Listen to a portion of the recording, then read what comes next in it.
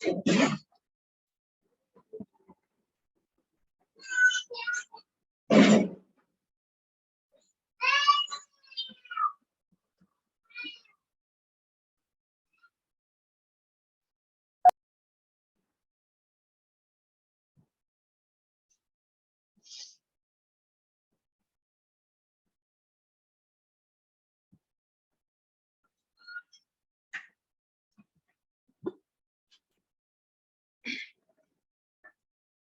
so good afternoon class. Am I audible? मेरी आवाज आ रही है सभी को? Good afternoon sir. Good afternoon. So I good hope afternoon sir. Good afternoon. आप लोग मुझे सुन पा रहे हैं? Very good. एंड जब तक और बच्चे ज्वाइन हों फिर हम स्टार्ट करेंगे।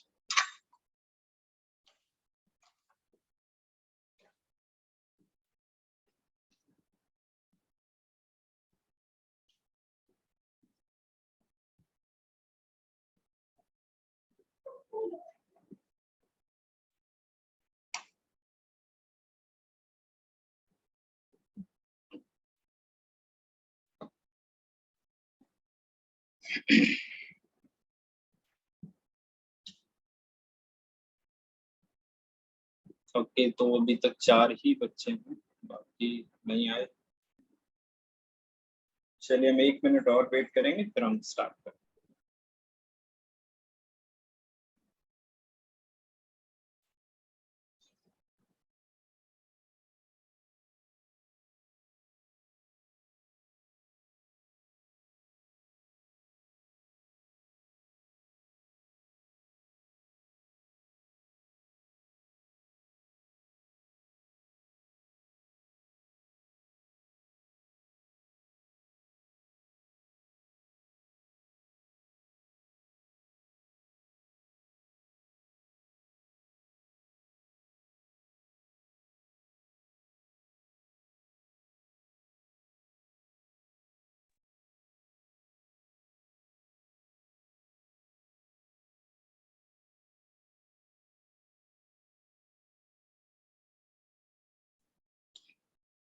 Okay class, so I hope अभी यही लोग हैं और तो ज्वाइन नहीं हो रहे।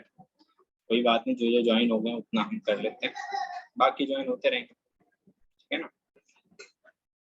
सो बेसिकली हम जो पढ़ रहे हैं, हम चैप्टर जो हमारा 9th चैप्टर था, हेरिडिटी एंड इवोल्यूशन के बारे में हम पढ़ रहे थे। और आज जो हम टॉपिक्स देखने वाले हैं बेसिकली इवोल्यूशन के बारे में देखने वाले हैं, ठीक है।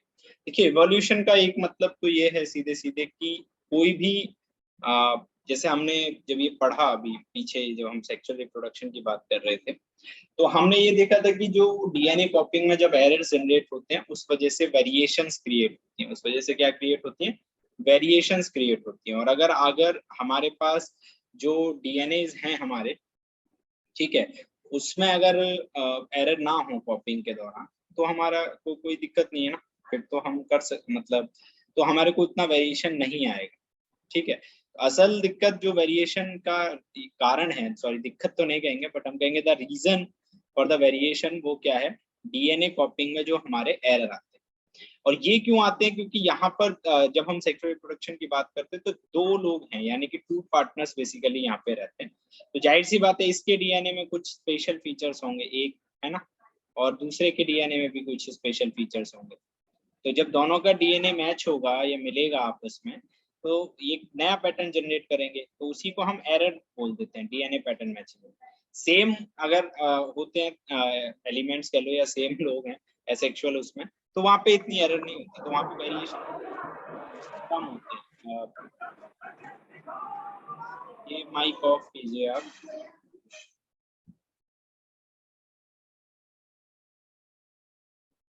आप लोग ना ज्वाइन होते ही अपना माइक ऑफ कर लिया कीजिए, क्योंकि वो फिर कनेक्ट होता है तो दिक्कत होती है। चलिए, तो इसको समझते हैं। कल हम इसको डिस्कस कर रहे थे, जो परसों की क्लास थी उसमें ही जैसे मैंने आपको ये बताया था, यहाँ पे एक इमेज है, इस इमेज से हमें ये पूरा वेरिएशन या इवोल्यूशन का जो कंसेप्ट है बेसिकली कैसे पॉपुलेशन में इनहेरिटेंस और बाकी चीजें होती हैं वो समझाया हुआ है। तो ये क्या कह रहे हैं, इन्होंने एक चीज यहाँ पे कही कि बेसिकली जो हमारे पास कोई भी इवोल्यूशन होगा इस केस में, वो 3 तरीके से हो सकता है। इवोल्यूशन का यहाँ पे इन्होंने 3 पैरामीटर्स बनाए। पहली सिचुएशन दी दैट नेचुरल सिलेक्शन से, second situation genetic drift, third situation non genetic variation. देखिए इवोल्यूशन के लिए बहुत सारे पैरामीटर्स हैं जो इवोल्यूशन को या जो वेरिएशंस को कंसीडर करते हैं, या आप कह सकते हो कि जो उसके ऊपर रिलाई करते हैं, यानी कि बहुत सारे ऐसे पैरामीटर्स हैं जिनके ऊपर वेरिएशन या इवोल्यूशन रिलाई करता है, सॉरी, है ना। तो पैरामीटर्स रिलाई नहीं करते, पैरामीटर्स के ऊपर वो रिलाई करता है। तो यहाँ एक एग्जांपल से इन्होंने एक चीज समझाने की कोशिश की कि सपोज एक ग्रोइंग पॉपुलेशन है यहाँ पे, और रेड बीटल्स है हमारे पास और एक ग्रीन बीटल्स हैं। 2 तरीके के बीटल्स यहाँ पे इन्होंने बताया, और रेड बीटल्स बहुत ज्यादा पॉपुलेशन के हैं, ग्रीन बीटल थोड़े कम हैं। अभी ये सिलेक्शन दे रहे हैं कि पहला जो सिलेक्शन है दैट इज नेचुरल सिलेक्शन। वो सिलेक्शन क्या है कि लेट से ऐसा हो जाता है कि जो कौवे हैं, जो क्रो है, वो क्रो जो है आपका, वो रेड बीटल्स को खाता है, उसको इजिली देख पाता है ना, हरी हरी जो घास या झाड़ी होती है उसमें उसको दिख जाती है, और वो रेड बीटल को ज्यादा खा रहा है। अब इसमें एक 2 कंसिडरेशन इमेजिन हुई कि सपोज अगर हमारे पास क्रो की पॉपुलेशन कम है, तो कम पॉपुलेशन होगी तो कम खाएंगे तो वो रेड बीटल को ही, बट कम खा पाएंगे। अब suppose as soon as crow की पॉपुलेशन बढ़ जाती है, जैसे जैसे क्रोज की पॉपुलेशन बढ़ रही है, तो वो उतनी ही ज्यादा रेड बीटल्स को खाएंगे। ये जितने यहाँ क्रोज हैं सब रेड बीटल को खा रहे हैं, है ना, जैसे जैसे पॉपुलेशन बढ़ गई क्रोज की। तो क्या होगा, अल्टीमेटली ग्रीन बीटल्स की संख्या बढ़ने लगी, क्योंकि रेड तो खत्म होने लगी ना, उनको तो खाने लगे, तो अपने आप ग्रीन बीटल्स यहाँ पे देखो बढ़ने लगी। और एक टाइम ऐसा हो जाएगा कि रेड बीटल्स नहीं रहेंगी जेनेटिकली, तो इसको हम नेचुरल सिलेक्शन कहते हैं। नेचुरल सिलेक्शन का मतलब नेचर ने ही इसको किया है ना। जाहिर सी बात है, रेड बीटल को ज्यादा खा रहे थे तो वो उससे नेचुरल सिलेक्शन। तो ये वाला जो प्रोसेस है जो बाय नेचर हो रहा है, that is the natural selection. एक प्रोसेस और बताया इन्होंने, कंसीडर कीजिए ब्लू कलर की भी कोई बीटल्स होती हैं। अब ब्लू कलर की जो बीटल है, जो क्रो हैं, वो रेड को भी खा सकते हैं, ब्लू को भी खा सकते हैं, उनको दोनों दिख जाती है। तो अब क्रो तो खा रहे हैं इनको ही, है ना, रेड भी खा रहे हैं, ब्लू भी खा रहे हैं, तो इनकी संख्या कम है। बट अब जैसे एक इन्होंने एक एग्जांपल दिया कि सपोज कोई हाथी आया और उसने यहाँ पे पैर रख दिया पूरा ऐसे बड़ा, तो अब क्या हो गया कि ये बच गए, मतलब ये लोग मर गए, रेड वाले सारे मर गए, ठीक है, ब्लू वाले इतने बच गए थोड़े से। तो अब जो बच गए इन्होंने अपना संख्या बढ़ा दी, तो ये जेनेटिक ड्रिफ्ट हो गया कि रेड से ब्लू की तरफ अपने आप ड्रिफ्ट हो गया, अपने आप चेंजेस हो गए। और थर्ड चेंजेस होते हैं non genetic variation. Non genetic वो जेनेटिकली नहीं है, है ना, वो कुछ समय के लिए हो सकते हैं और बाद में वो ठीक भी हो सकते हैं। फॉर एग्जाम्पल जैसे यहाँ पे इन्होंने कहा रेड बीटल है ये। अब रेड बीटल में एक इन्होंने एग्जांपल दिया कि इनको खाने को कम मिला, यानी कि इसके फूड नहीं खा पाए, है ना, फूड की कमी हो गई, खा नहीं पाए अच्छा करके, और इनको पत्तियों को कोई ऐसी बीमारी थी, जो ग्रीन लीव्स वगैरह ये खाते थे, उन उस वजह से बहुत ज्यादा खाना वाना खा नहीं पाती, पतले हो गए, कमजोर हो गए, कमजोर हो गए, कमजोर हो गए। तो अब इसका ये मतलब नहीं है कि ये जेनेटिकली ये कमजोरी चलेंगे, है ना। अगर मानो 2 जनरेशन तक ये कमजोर रहे हैं और एक जनरेशन में इनको अच्छा खाना वाना मिल गया, तो ये वापस फिर उसी फॉर्म में। तो ये नॉन जेनेटिक वेरिएशन है, थर्ड सिचुएशन, जो जीन्स पे डिपेंड नहीं करती, है ना, जीन्स पर डिपेंड नहीं करती,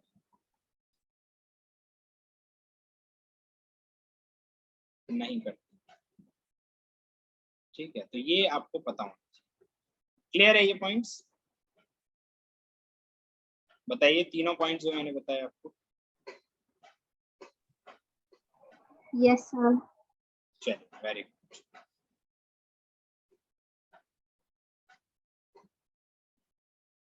ठीक है, तो इसी को यहाँ एक्सप्लेन किया हुआ है। ये पहला नेचुरल सिलेक्शन की ग्रीन बीटल है, क्रोज उन्हें खा नहीं सकते, देख नहीं सकते, उस तरीके से जो मैंने अभी आपको बताया, ये सब यहाँ पे एक्सप्लेन, ठीक है। अब क्या होता है हमारे पास, जो जब हम जेनेटिक ट्रेट्स की बात करते हैं तो 2 तरीके के यहाँ ट्रेट्स हैं, एक एक्वायर्ड ट्रेट्स हैं, एक इनहेरिटेड ट्रेट्स हैं। एक्वायर्ड का मतलब क्या हो गया, जो ट्रेट्स आपने एक्वायर किए हैं, है ना, इसका क्या मतलब हो गया, जो खुद से आए हैं, जो आपने एक इंडिविजुअल ने खुद से लिए हैं, खुद से एक्वायर किए हैं। और इनहेरिट जो आगे से, जो पेरेंट्स से आप तक ट्रांसफर, ठीक है। इस तरीके के जो हैं वो एक्वायर्ड ट्रेट्स हैं, जो जो हमने खुद से जनरेट किए, खुद से पैदा किए, इस तरीके के उसमें। अब देखिए यहाँ पे एक एग्जांपल दे रहे हैं ये, that reduce a weight of beetles due to, हाँ ये तो वो समझा है हमने कि जो जैसे जो बीटल्स थे उनका वेट जो है थर्ड केस में क्या हो गया था, कम हो गया था, ठीक है, बट उससे उनके जर्म सेल का डीएनए नहीं बदल जाएगा। अगर उनको अच्छा खाने को मिलेगा तो वो दोबारा अच्छे हो जाएंगे। तो वो हेरिटेबल ट्रेट नहीं है ऐसा, ये एक्वायर्ड ट्रेट है। एक्वायर्ड ट्रेट का मतलब इसको इंडिविजुअल अपने एक्सपीरियंस के बेसिस पे चेंज कर सकता है। जैसे यहाँ पे change of non reproductive tissues जो है can not be pass on DNA, वो डीएनए के बेसिस पे पास नहीं होता है ना। तो वो हम अपने जो लाइफ टाइम की हमारी एवोल्यूशन है उसमें हम उसको खुद से एक्वायर करते हैं। और जो हमारे इनहेरिटेड ट्रेट्स हैं वो इनहेरिट होके आते हैं, उनमें चेंज नहीं हो सकता, वो पेरेंट्स से चेंज होके आए। जैसे यहाँ पे एक एग्जांपल ये देते हैं कि सपोज ये चूहे थे यहाँ पे, ठीक है, एक जनरेशन ऐसी हुई कि चूहों की पूंछ जो है वो कट गई किसी तरीके से, ये कट हो गई जो इनकी हुआ, ठीक है, और पौनी नहीं थी इनकी, टेल नहीं थी, ठीक है। अब इसका मतलब ये कभी नहीं होगा कि अगर 19 जनरेशन बाद इनका कोई बच्चा होता है, सपोज 19 जन है ना, तो उस ऑफस्प्रिंग के पूंछ ना हो, ऐसा नहीं होगा, उसके पूंछ आएगी ही आएगी।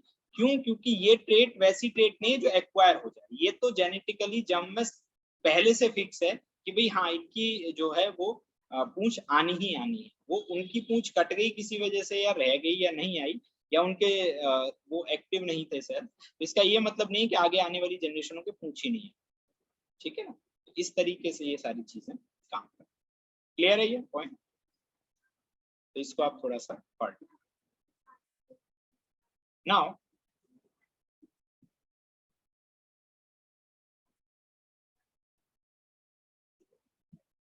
तो इसी चीज को एक्सप्लेन किया चार्ल्स डार्विन, ये आपके एक वैज्ञानिक थे, साइंटिस्ट थे। इन्होंने बेसिकली ये पूरा सिस्टम इन्होंने एक्सप्लेन किया कि किस तरीके से ये पूरा प्रोसेस काम करता है इवोल्यूशन का, evolution of species by the natural selection.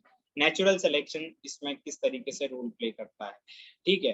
और उसके बाद बट उन्होंने मैकेनिज्म नहीं बताया कि इवोल्यूशन का मैकेनिज्म क्या है, कैसे काम कर रहा है। जैसे यहाँ एक आप देखिए, एक चिड़िया आपको दिखाई हुई है यहाँ पे। अब देखिए इन चिड़ियाओं में आप देखेंगे कि कुछ ट्रेट्स ऐसे हैं जो एक्वायर्ड हैं, कि भी सबकी चोंच ऐसी ही होगी, सॉरी इनहेरिटेड है, कि जो सबकी चोंच ऐसी ही होगी, आंख ऐसी ही होगी, ये होगी। पर कुछ ट्रेट्स अकॉर्डिंग टू नेचुरल, क्योंकि ये सपोज इंडिया में रह रहा है, ये कहीं और रह रहे हैं, इस तरीके से डिफरेंस के बेसिस पे हमारा ये अलग अलग तरीके से हो सकती है, ठीक है। तो ये भी है एक पॉइंट एक्वायर्ड और इनहेरिटेड ट्रेट्स का, ठीक है। तो ये तो क्लियर है, ठीक है। तो यहाँ देखिए आपको 4 बर्ड्स दिख रही है, तो अलग अलग नेचुरल क्लाइमेट के हिसाब से इनके इन जो एक्वायर्ड ट्रेट है वो अलग अलग है, इनहेरिटेड सेम बन के आए हैं जीन्स। तो इसी चीज को इन्होंने यहाँ एक्सप्लेन किया हुआ है, ये तो कोई ज्यादा है नहीं। नाउ द ये जो स्पेसिएशन होता कैसे है, बेसिकली कि स्पीसीज डिजाइन कैसे होते हैं, बनते कैसे हैं, और किस तरीके से स्पेसिएशन होता है। तो ये कह रहे हैं दैट जो माइक्रो इवोल्यूशन होता है, माइक्रो इवोल्यूशन का मतलब जो हमने अभी बात की ना इनहेरिटेड ट्रेट्स की छोटे छोटे पॉइंट्स पे जो होता है, ठीक है, जो माइनर जेनेटिक चेंज होते हैं occurring in the population which is called micro evolution. जो बहुत छोटे चेंजेस हैं, ये देखिए यहाँ लिखा हुआ है, ठीक है। तो मैं इसको ना कट ही कर देता हूँ, लाइन नीचे खींच रहा था, कट हो जाता है ये।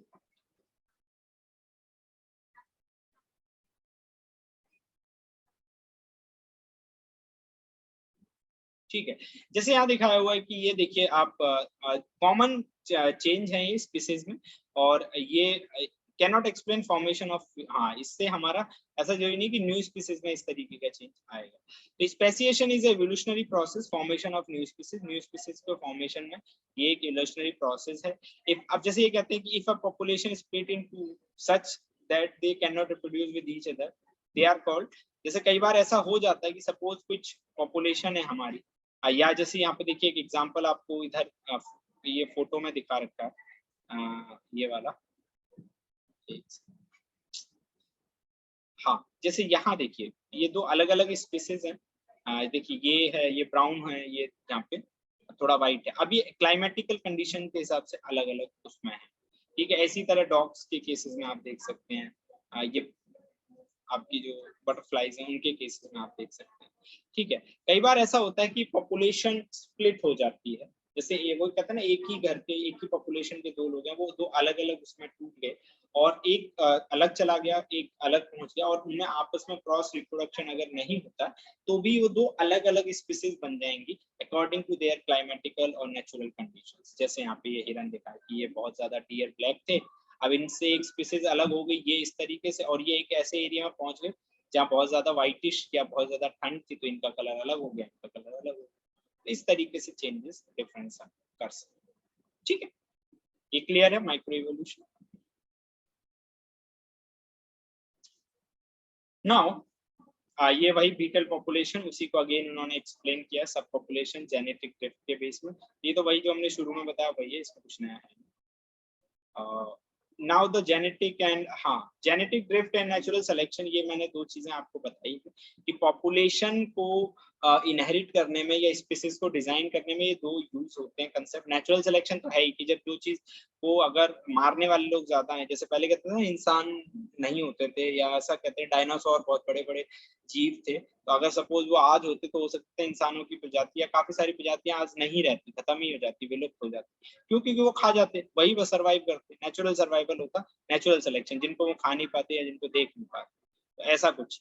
ऐसी जेनेटिक ड्रिफ्ट में भी वो धीरे धीरे चेंज आता, ठीक है ना, वो उस तरीके के बीटल्स हैं।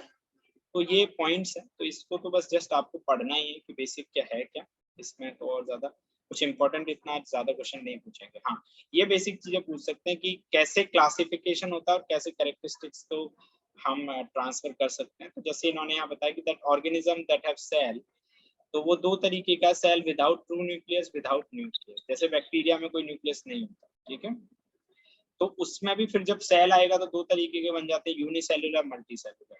Unicellular can take photosynthesis, can not take photosynthesis, animal और फिर इसमें भी बहुत से विदाउट स्केलेटन और विद स्केलेटन। तो ये भी क्या है, ये कैरेक्टरिस्टिक्स है, कहने का मतलब इवोल्यूशनरी प्रोसेस के अंदर जो बेसिकली आपके एक हिरार्की बनी रहती है, और उस हिरार्की में सारे जितने भी आप स्पीसीज देखेंगे वो एक ना एक पॉइंट्स पे जाके एक अलग अलग तरीके से कन्वर्टेड होते रहते हैं। जैसे यहाँ पे एक एग्जांपल इन्होंने दिया दैट हम अपीयरेंस और बिहेवियर के केसेस पे इनको कैरेक्टराइज कर सकते हैं। तो जैसे 4 लिम्स ऑफ एनिमल, बट आदमी के तो नहीं, फोटोसिंथेसिस ऑफ प्लांट्स, तो इस तरीके से तो कैरेक्टरिस्टिक डिफरेंस हो जाता है क्लासिफिकेशन में, ठीक है, due to their hierarchical differences या इवोल्यूशनरी रिलेशनशिप की वजह से वो एक जैसे दिखते जरूर है, बट उनमें डिफरेंस होता है कैरेक्टरिस्टिक्स की फॉर्म, ठीक है। तो ये एक पॉइंट है इसमें। तो इसी चीज को समझाया हुआ है कि जैसे ये फादर मदर है, मानिए sorry grand father grand mother है यहाँ पे, इनसे आप ये देखेंगे तो ये इनके बच्चे हो गए, ये एक लड़का हो गया एक लड़की हो गई, ठीक है, और ये कॉमन एक लड़की होगी इनकी, ठीक है। अब देखिए इसमें क्या हो रहा है कि इसकी शादी हो गई यहाँ पे इन दोनों की, तो ये मेल फीमेल पेरेंट्स हो गए, तो इनका बच्चा ये हो गया इधर, है ना, इसकी शादी इधर होगी, ये बच्चे हो गए, ये बन गया, है ना। अब इनकी शादी यहाँ पे होगी, इसके और ये कॉमन बच्चे हो गए, तो फिर इसकी शादी इससे हो गई, तो इन दोनों के ये कॉमन बच्चे हो गए। बेसिकली दिखाना क्या चाह रहे हैं, दिखाना ये चाह रहे हैं कि जब आप पीछे जाएंगे, going backward, we reach to a single species, single common ancestor. इसका मतलब ये है कि हम जो आज इतने सारे हैबिटेट में टूट के अलग अलग तरीके की स्पीसीज में बने हुए हैं, ऐसा कभी हो सकता है कि हम बहुत पीछे जाएं, बहुत बिगिनिंग ऑफ इवोल्यूशनरी टाइम में, तो हमारा एक ही कोई एंसेस्टर हो, एक ही कोई वो हो, है ना, और हम क्योंकि अब प्रोसेस इतना वाइड हो गया, इतनी सारी स्पीसीज, इतने सारे रिलेशंस बन गए, तो अब हम नहीं पहचान पा रहे, बट अगर हम देखते हैं तो पीछे कभी हम किसी एक कॉमन एंसेस्टर से ही सभी लोग आए होंगे, यानी कि ये आज हम इतने सारे लोग देखते हैं अलग अलग देशों में, अलग अलग उसमें, तो ये सभी मान सकते हैं कि हम एक कॉमन एंसेस्टर से कभी मतलब आप कह सकते हैं पैदा हुए हैं या जनरेट हुए हैं या डेवलप, ठीक है। तो ये प्रोसेस में how to trace the evolutionary relationship को कैसे ट्रेस किया जाता, तो उसके बहुत सारे कंसेप्ट्स हैं। एक तो कॉमन कैरेक्टरिस्टिक्स को देखते हैं, कुछ होमोलोगस ऑर्गन्स को देखते हैं कि ऑर्गन्स जैसे फ्रॉग में है, लिजर्ड्स में है, बर्ड्स में, ह्यूमन में, तो ये लगभग देखो कॉमन ऑर्गन्स है। तो कहने का मतलब क्या है कि एक तरीके से हम जितने भी मैमल्स हैं वो सबका एक मतलब बॉडी स्ट्रक्चर सेम है, but they have different functions, ठीक है, उनके अलग अलग तरीके के फंक्शंस है। तो ये अलग अलग तरीके से डिजाइन हुए हैं, सब बनाए गए, तो ये इवोल्यूशनरी रिलेशनशिप को इस तरीके से आप समझ भी सकते हैं, ठीक है। इसके बाद अगर हम बात करें तो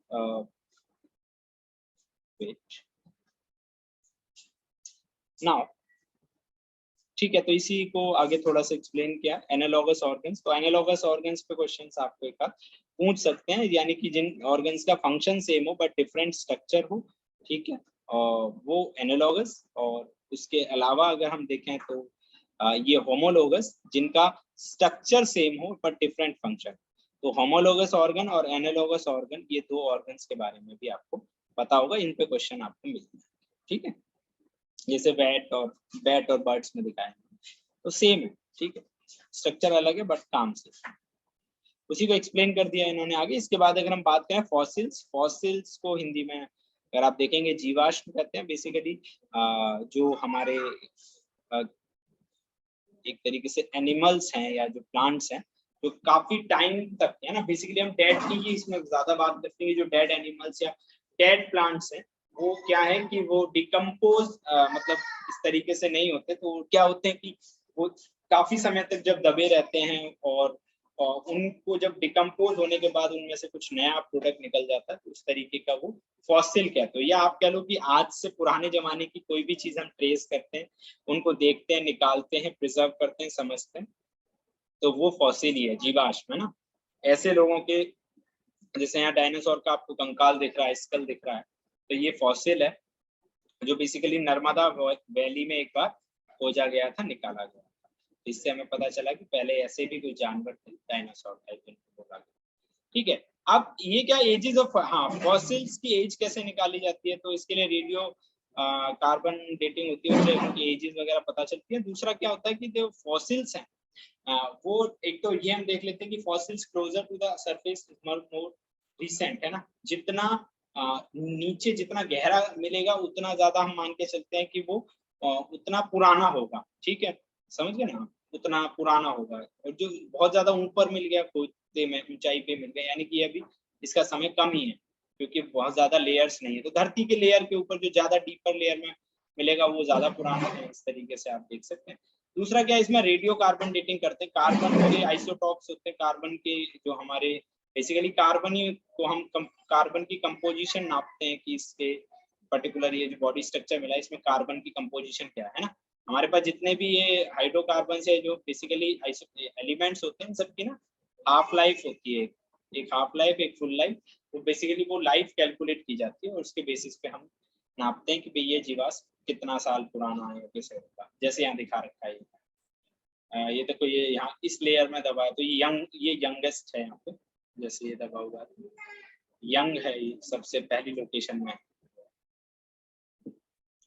ठीक है। तो यंग सबसे यंगेस्ट है, उसके बाद ये, फिर ये, तो ऐसे लेयर्स में पहुंचते धीरे धीरे इकट्ठे होते हैं, ठीक है। तो ये हमें पता चलता है।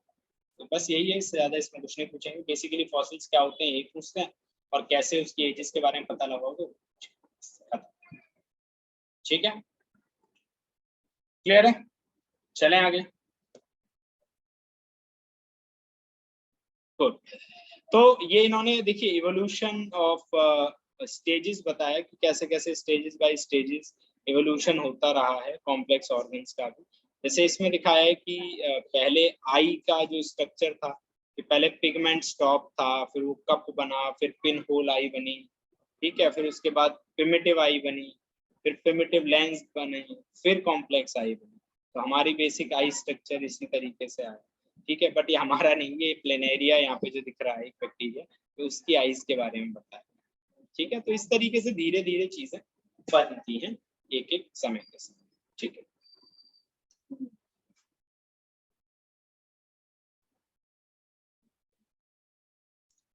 तो ये भी दिखाया है कि एवोल्यूशन सिर्फ हमारे उसमें ही नहीं है, प्लांट्स में भी है। और उसमें अगर आप देखेंगे इवोल्यूशनरी रिलेशनशिप भी है। जैसे ये वाइल्ड कैबेज दिखाई, वाइल्ड कैबेज यानी कि जो जंगली आपकी गोभी है, उसी के अलग अलग वो बना दिए कि कोलरैबी और cauliflower, broccoli, cabbage, red cabbage, काले, ठीक है। अब बेसिकली क्या है कि ओरिजिनली तो सब वाइल्ड ही था ना, सब कुछ तो जंगल में ही मिलता था, तो वाइल्ड कैबेज ही था स्टार्टिंग में अगर आप देखें, ठीक है। बट धीरे धीरे उन सबका आर्टिफिशियल सिलेक्शन करके उनको यूज करके यूजेबल बना के हमने अलग अलग उनकी वैरायटी बना दी और उसके बेसिस पे हमने उनको बना दी। ये देखिए very short distance between lab, तो कैबेज बोल दिया उसको, ठीक है। अरेस्टेड फ्लावर डेवलपमेंट है, ब्रोकली हो गया, स्टेराइल फ्लावर है, कॉलीफ्लावर, इस तरीके से इनको हमने नेम लिस्ट कर दिया, ठीक है। तो बस बेसिक यही है। बाकी है कि ये सब निकले एक ही एंसेस्टर्स हैं, तो ऐसा हम में भी, हमारे साथ भी है। इतने सारे हमारे में चीजें हैं, हमारी इतनी सारी स्पीसीज हैं, बट निकली एक कॉमन एंसेस्टर्स नहीं है वाइल्ड से, ठीक है, सब जंगल में। तो यही इसमें है, और उससे ज्यादा डिटेल में इसमें कुछ नहीं पूछा गया, यही हमारे डीएनए में बताया हुआ। अच्छा, जो बेसिक एक थ्योरी काम करती है, जो हम ये कहते हैं कि बेसिकली हमारे पूर्वज जो थे वो चिंपैंजी से प्रमोट हुए, तो इसके पीछे एक बेसिक आइडिया दिया जाता है और उसके बेसिस पे ये सारा डिजाइन किया जाता है, that human beings are not evolved from chimpanzees, है ना, ये भी एक फैक्ट है इसमें, तो उसको मैं बता रहा हूँ that rather both human and chimpanzees have a common ancestor. ऐसा हो सकता है कि ह्यूमन बीइंग और चिंपैंजीज के कॉमन एंसेस्टर्स हो सकते हैं, क्योंकि काफी चीजों में कॉमनली हम चीजें में डील करें, ठीक है। बट ऐसा हो जाता है कि कई बार कुछ जो है इवॉल्व, तो हमारे जो हम जब सेपरेट हो गए, अलग अलग हो गए, तो ह्यूमन ने अपना इवोल्यूशन अलग तरीके से कर लिया कंपेरेबल टू चिंपैंजीज, उससे नहीं कर पाए, ठीक है। तो ये एक पॉइंट इसमें आता है कई बार, तो ऐसा जरूरी नहीं है वो, ठीक है।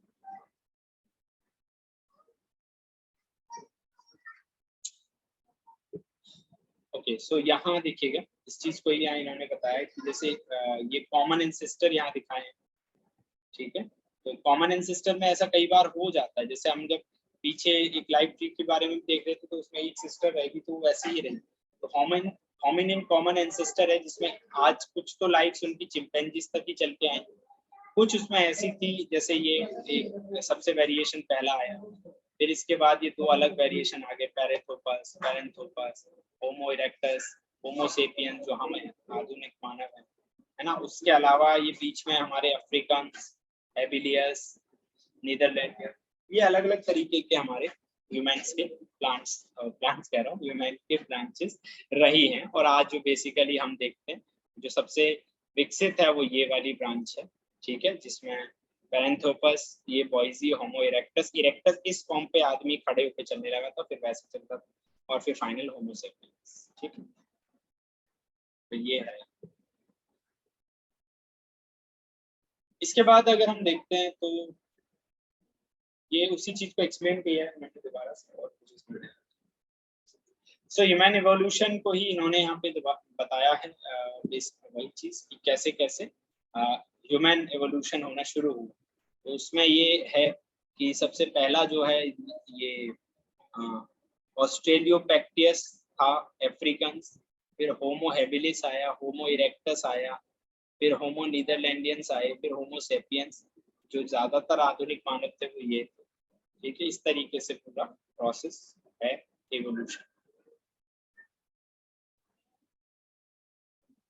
ठीक है। तो इसको आपको पता होना चाहिए, बस यही पूछेंगे ज्यादा से ज्यादा कि अर्लीस्ट मेंबर क्या है, वो होमो सेपियंस है जो अफ्रीका में इवॉल्व हुए, ह्यूमन एंसेस्टर्स ने अफ्रीका पर धीरे धीरे छोड़ दिया, है ना। ऐसा माना जाता है कि ह्यूमन बींग्स जो हैं वो कॉमन एंसेस्टर्स के ही हैं सब, है ना।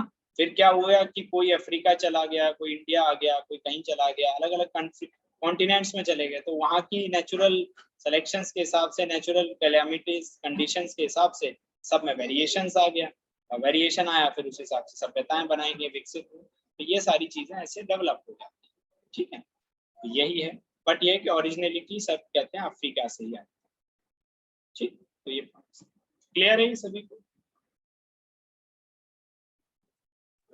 Yes, sir. चलिए, ठीक है, इसमें तो यही था। अब इसके अलावा अगर आपको कुछ पूछना है तो आप पूछ सकते हैं। मीटिंग अभी ओवर होगी 5 से 6 मिनट में, फिर हम नेक्स्ट मीटिंग में वैसे तो हमारा लगभग साइंस खत्म हो गया, तो वो आपका एक अवर एनवायरनमेंट, इकोलॉजी, सिस्टम, और वो थोड़ा सा बेसिक उसको देखेंगे, फिर ये हमारा सब कंप्लीट हो जाएगा। तो आपको जो भी डाउट हो तो आप पूछ लेना। बाकी साइंस का कोर्स फिर मेरी तरफ से कंप्लीट है आज पूरा, और आपका चूंकि जल्दी एग्जाम भी है तो अब आप लोग प्रिपरेशन स्टार्ट कर सकते। ठीक है, चलो थैंक यू। लीव नहीं करना, अभी मीटिंग ओवर होगी उसके बाद दोबारा ज्वाइन करना, क्योंकि टाइम 40 मिनट्स का टाइम कवर होगा। ठीक।